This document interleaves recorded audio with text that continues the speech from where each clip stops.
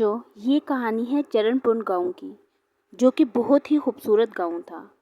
वहाँ पर आरिफ नामी एक इंसान रहता था। वो बहुत ही मेहनती था। वो रोज़ काम करता और मालिक से अपने काम की पगार लेकर चला जाता। और वो बहुत ज़्यादा मेहनत करता था। जो छोटा मोटा काम मिलता वो उसको करने में शर्म महसूस नहीं करता था। उसके पास एक गधा था जिसके ऊपर सामान बांधकर वो लोगों तक पहुंचाता और लोग उसके एवज़ उसको रकम अदा कर देते थे। आरिफ तो बहुत ज़्यादा मेहनती था, लेकिन जो उसका जानवर, उसका नाम उसने बहुत प्यार और मोहब्बत से शेरू रखा था, लेकिन वो उतना ही ढीला था। आरिफ शेरू से बहुत मोहब्बत करता था। वो उसको नहलाता, धुलाता, खिलाता, पिलाता और बहुत प्यार करता था। इसी तरह गांव में जब वो गुज़रता, कोई ना कोई उसे काम दे देता, क्योंकि सब ये चीज़ जानते थे कि आरिफ बहुत ही ज़्यादा मेहनती और उसके साथ साथ ईमानदार है। वो अपना काम वक्त पर करता है और मेहनत से घबराता नहीं है। और वो अपने पालतू जानवर शेरू को भी यही समझाता था, शेरू, हमें मेहनत से काम करना होगा, इस तरह हमारी इज्जत भी होगी और हमारी रोज़ी रोटी भी चलेगी। शेरू बातें सुनता लेकिन नज़रअंदाज कर देता। इसी तरह जब जब आरिफ गांव से गुजरता, लोग उसे कोई ना कोई काम दे देते। आरिफ के पास काम इतना होता कि उसे आराम करने की भी फुर्सत ना मिलती, और वो मेहनत करता ही जाता कि आज मेहनत करेंगे तो कल इसका फल पाएंगे। लेकिन जब शेरू ये चीज़ें देखता कि मालिक को तो बहुत ज़्यादा काम मिल रहा है, तो वो बहुत ज़्यादा परेशान हो गया कि काम तो मुझे ही करना होगा, मैं क्या करूं। लेकिन आरिफ शेरू को बहुत प्यार से समझाता और फिर सामान लाद कर उस पे फिर शहर की तरफ चला जाता। शेरू सोचता रहता कि कैसे मैं इस काम से जान छुड़वाऊं और आराम करूं, क्योंकि शेरू बहुत ही ज़्यादा सुस्त था। वो अपने मालिक से कहता कि मालिक, मेरी तबीयत ठीक नहीं लग रही, क्या मैं इतना सफ़र कर पाऊंगा?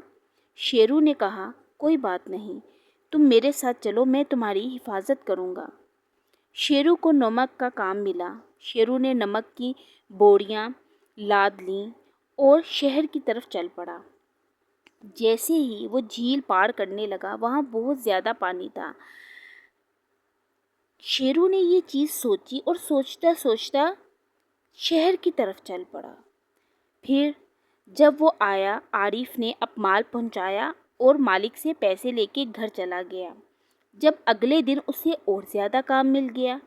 अब शेरू तो और परेशान हो गया, क्योंकि बोरियां डबल हो चुकी थीं, क्योंकि आरिफ ने टाइम पर काम किया था। अब तो शेरू ने सोचा, अब मैं मज़ीद काम नहीं कर सकता, मुझे खुद ब खुद ही कुछ ना कुछ ऐसा करना होगा जिससे मेरा मालिक मुझसे खुद ही काम ना करवाए। वो सोचता, क्या करूं, रोज़ ब रोज़ दिन गुजरते रहे और शेरू और आरिफ अपना काम करते ही गए। एक दिन तो बर्दाश्त की हद हो गई और शेरू ने कहा, अब तो मैं कुछ ना कुछ ऐसा करूंगा, या तो मालिक मुझे छोड़ दे या मैं मालिक को छोड़कर चला जाऊंगा। जब आरिफ अपना माल लेकर गया, तो वहाँ के मालिकान बहुत खुश हुए और उसको पैसे दे दिए। आरिफ घर चला आया और खुशी खुशी अगले ही दिन उसके ऊपर बोरियां लाद कर चला गया। जैसे ही दरिया पास आया, शेरू ने क्या किया, वो फिसल कर उस दरिया में गिर गया और कहा, मालिक, मुझे बहुत चोट लगी है, मुझे बहुत दर्द हो रहा है। आरिफ इतना परेशान हुआ। आरिफ ने कहा, अरे शेरू, ये तुमने क्या कर दिया? ये तो किसी का माल था, मेरा अपना माल तो नहीं था, ये तो बहुत नुकसान हुआ, अब क्या करूं? अगले दिन दोबारा से शेरू ने यही हरकत की। आरिफ तो बहुत परेशान हो गया कि जो मैंने जमा पूंजी कमाई थी वो तो इसमें ही सारी निकल गई। शेरू, तुम ऐसा क्यों कर रहे हो? शेरू ने कहा, मालिक, इसमें मेरा कोई कसूर नहीं है, जैसे ही दरिया आता है मेरा पाँव फिसल जाता है। वो बहुत परेशान हुआ। बेचारा वो क्या करता, क्योंकि आरिफ शेरू से बहुत ज़्यादा मोहब्बत करता था और वो उसको कुछ कहना भी नहीं चाहता था, लेकिन वो परेशान था। इस तरह नुकसान से उसकी जमा पूंजी ख़त्म हो चुकी थी और मालिकों को उसको इन सामान के पैसे देने पड़ते थे। वो इतना परेशान, फिर वो रात में घर पहुंचा। उसने सोचा, मुझे लगता है कि ये शेरू जानबूझ के कर रहा है। उसने क्या किया, उसने सोचा कि मैं रुई को इस सामान के साथ बदल देता हूँ। उसने अगले दिन रुई के बोरे डाले और शेरू ने अपनी ही तरह پانی میں پھسل گیا اور کیا ہوا؟ وزن پڑتے ہی روئی کے بوڑے کافی زیادہ بھاری ہو گئے اور شیرو اس کو لاتا لاتا تھک گیا اور شہر کی طرف چل پڑا۔